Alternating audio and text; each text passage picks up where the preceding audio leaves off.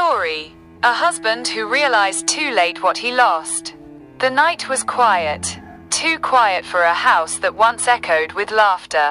Arman sat alone in his dimly lit living room. A cup of cold tea rested on the table. Untouched, forgotten, just like many things in his life. The clock ticked loudly, reminding him of time, and of everything he had lost. Outside, the rain tapped against the windows, as if trying to say something. Maybe reminding him that some storms begin inside us. He looked at the empty sofa across from him. That was where Aisha used to sit, his wife, his first love, the woman who once made his world feel alive. But she wasn't there anymore. Aisha wasn't perfect, but she was real. Real in the way she loved. Real in the way she cared. Real in the way she tried every single day to hold her marriage together, even when it was breaking piece by piece. Every morning, before the first light touched the curtains, she would quietly slip out of bed, tie her hair with a small rubber band, and go straight to the kitchen. She wasn't doing it out of duty. She did it because she wanted to make Arman's mornings warm. Even when her own heart felt cold. She made his breakfast the way he liked it. Not too salty, not too sweet. Just right. She would gently place his cup of tea beside him, hoping he'd look at her, hoping he'd smile and say, "Thank you, Aisha." But most days, he never even lifted his eyes. At night, she would sit on the sofa, a soft shawl wrapped around her shoulders. Her eyes fixed on the clock. 9 p.m. 10 p.m. 11:30 p.m. Still no sign of him. She told herself, maybe he's busy. Maybe he had a long day. Maybe today he'll talk to me. But Arman? Arman was changing, almost like he was becoming a stranger in his own home. It didn't happen suddenly. It started small, tiny cracks that slowly grew into deep wounds. A harsh tone instead of the soft one she was used to. A sigh of irritation instead of a gentle smile. A complaint instead of a thank you. Distance instead of closeness. One evening, when the silence had become too heavy to carry, Aisha finally gathered the courage to speak. "Arman," she said softly, her fingers trembling as she held the edge of her dupatta. "Why don't we talk anymore?" Her voice wasn't loud. It wasn't angry. It was tired, the kind of tiredness that comes from loving alone for too long. Arman didn't even bother to look at her. His eyes stayed glued to his phone, his thumb lazily scrolling as if her words meant nothing. "Not now, Aisha," he muttered. "I'm tired. Don't start your drama." Drama. That one word cut deeper than any knife. She lowered her eyes, and it felt like her heart lowered with them. In that moment, she felt invisible, like she was just a shadow in her own home. That night, while Arman slept peacefully beside her, Aisha stared at the ceiling with tears slipping silently into her pillow. She whispered into the darkness, "Oh God, maybe tomorrow will be different. Maybe he'll look at me again. Maybe he'll remember how we used to be." But every tomorrow looked exactly like yesterday. Arman came home late. He ate quietly. He avoided conversations. He avoided her. He didn't notice the sadness in her eyes. He didn't notice how her smile had disappeared. He didn't notice that every day, she was losing a little bit more of herself. And even when she tried to hold on, Arman kept drifting further away, like sand slipping through her fingers no matter how tightly she tried to hold it. Little did he know, those small moments of indifference were silently killing the love she had spent years building. The afternoon sun was slowly fading, casting long shadows across the living room. Aisha stood silently near the front door, her suitcase beside her, its wheels trembling ever so slightly, maybe because her hands were shaking, maybe because her heart was breaking. For years, she had imagined walking out. But she never actually thought she would. Hope had kept her glued to this home, until even hope got tired. She took a deep breath and gently placed her hand over her chest, as if trying to keep the pieces of her heart from falling apart. The key turned in the lock. The door opened. Arman stepped in, his tie loosened. His face tired, but not the kind of tired a broken marriage causes. Just the routine exhaustion of a man who stopped caring. The moment he saw the suitcase, his steps froze. "Aisha," he said, confusion heavy in his voice. "What is this supposed to mean?" For a second, Aisha's eyes softened. Because she remembered a time when he used to say her name with love. But now, it sounded like a question, a burden, a formality. She held her breath and said quietly, "Arman, I'm leaving." He blinked. Then he laughed. A quick, dismissive, almost mocking laugh. "Aisha, please," he scoffed, "don't start your drama. You always say things like this." But when she didn't move, didn't cry, didn't shout, something in him shifted. He looked into her eyes, and for the first time in years, he noticed the emptiness in them. No spark, no warmth, no hope, just silence. "Aisha," he said again, his voice slightly cracking. "What is this? What's going on with you?" She swallowed, tears gathering but refusing to fall. She had cried enough in this house, and today, she was finished. "Arman," she whispered, "I stayed for love, even when you gave me none. I stayed for hope, even when you killed it slowly. But now, there's nothing left to stay for." He stepped forward, his voice shaky. "What are you saying?" She looked at him with a heartbreaking calmness. Not anger, not bitterness, just truth. "I'm saying," she breathed, "you lost me long before I walked out that door.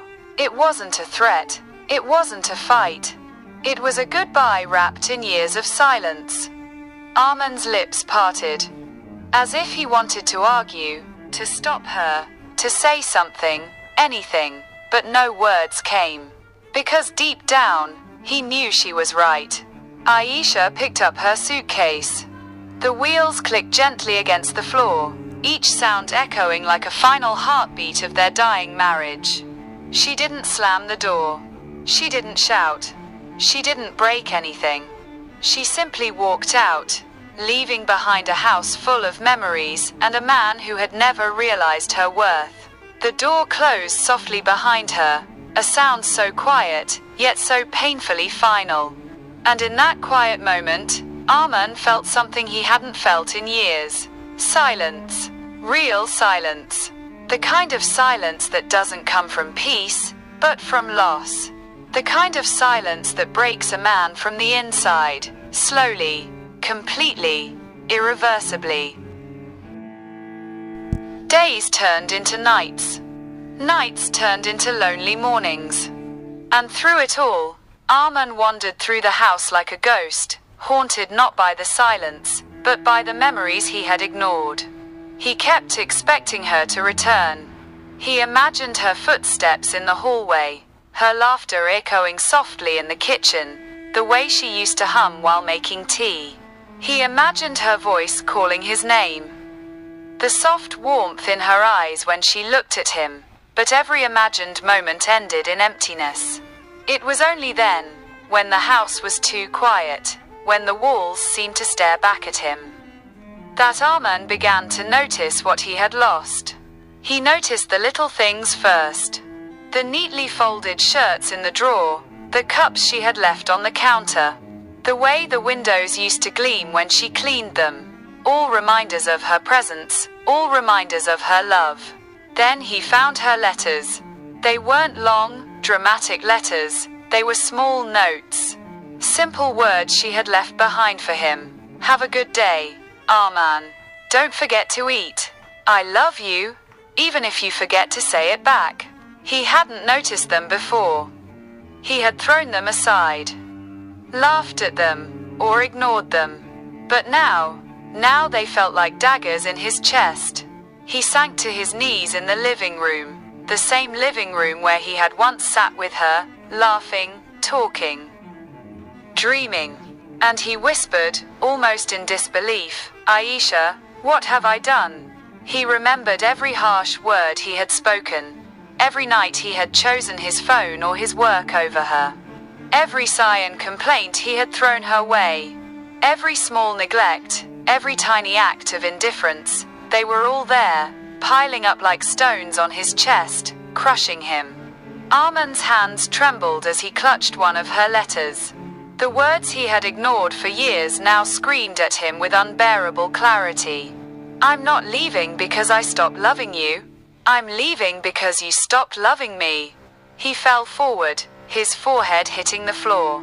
Tears streamed down his face, unchecked, unashamed. "I'm sorry. I'm so sorry, Aisha," he sobbed. "I didn't see. I didn't realize. I was blind." But the house didn't answer. The walls didn't comfort him.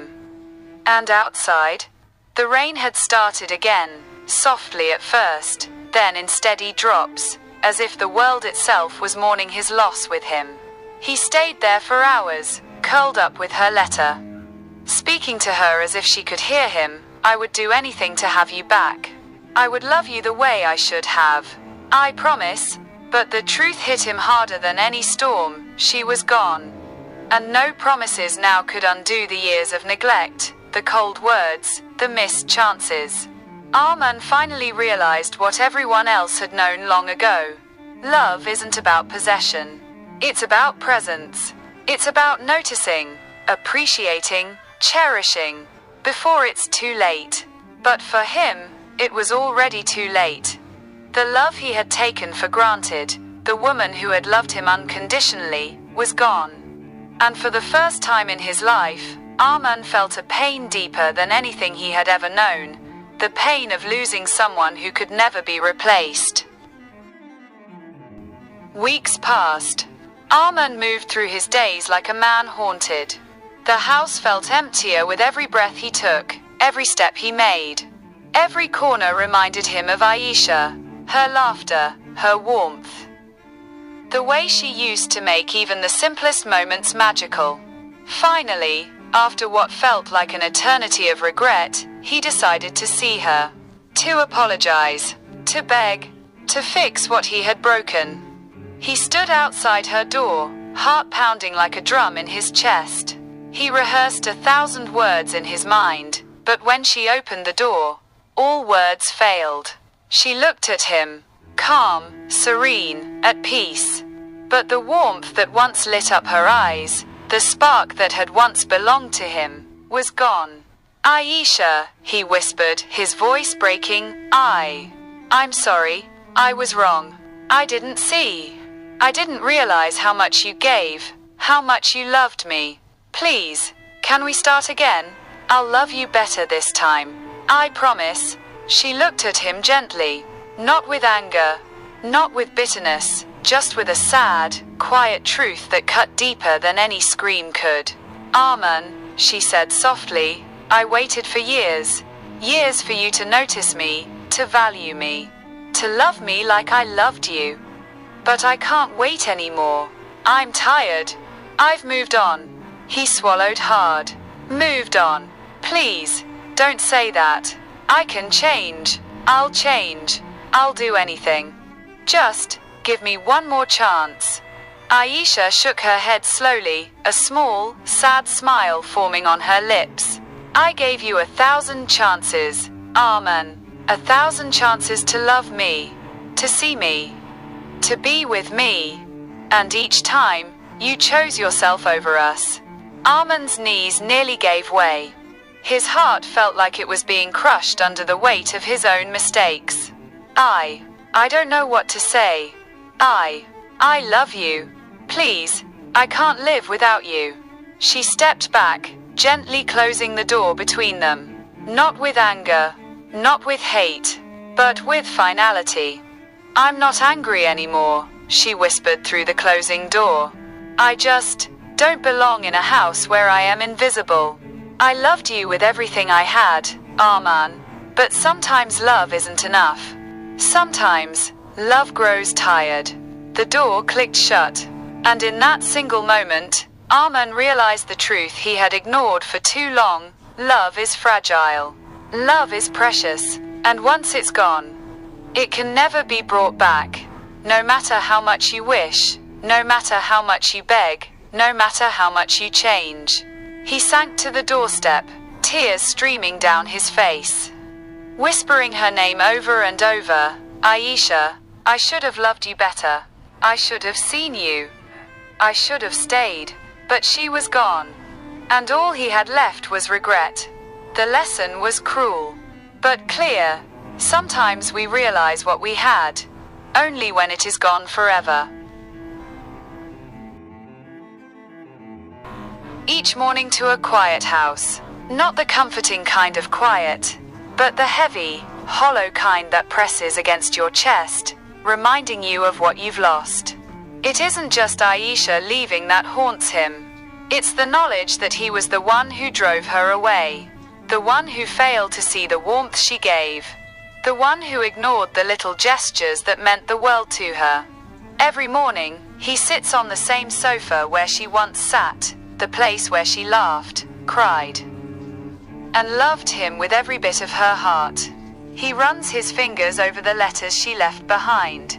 Soft notes filled with love, patience, and hope.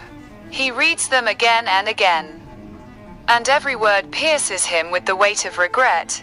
I'm not leaving because I stopped loving you. I'm leaving because you stopped loving me. Arman whispers her name into the empty room. A fragile sound that barely carries beyond his lips. Aisha, I wish I had loved you better. I wish I had seen you. I wish I had valued you the way you deserved. Tears stain his pillow, his hands, his shirt. He doesn't sleep well anymore. He doesn't eat properly. He doesn't laugh, because he can't forget the warmth that is now gone. He realizes, painfully, that appreciation matters. Kindness matters. Attention matters. Silence can break a heart far deeper than anger ever could. Every unspoken word, every overlooked effort, every moment he took her for granted, they piled up. Quietly, until the love that had once burned so brightly was snuffed out like a candle in the wind. Arman looks around the empty house, the curtains she once straightened, the dishes she once left in perfect order, the corners she cleaned with care. Everything reminds him that she was always there, even when he wasn't. He whispers into the night again. Aisha, if I could turn back time, I would hold you, listen to you, love you the way you deserved. But wishes are only shadows of what could have been. They don't bring people back. They don't fix broken moments or missed chances. Some lessons are learned only after it's too late. And some hearts are lost forever because the person who loved us unconditionally was pushed away by someone who never realized their worth until it was gone. Arman now lives with that truth. A truth heavier than sorrow. A truth sharper than regret. And every night, he whispers her name into the dark, hoping somehow, somewhere, she might hear. Aisha, I wish I loved you better. But she doesn't come back. If you're enjoying this story, don't forget to give this video a thumbs up. It really helps me create more stories that touch your heart. And make sure to subscribe so you never miss a new story like this.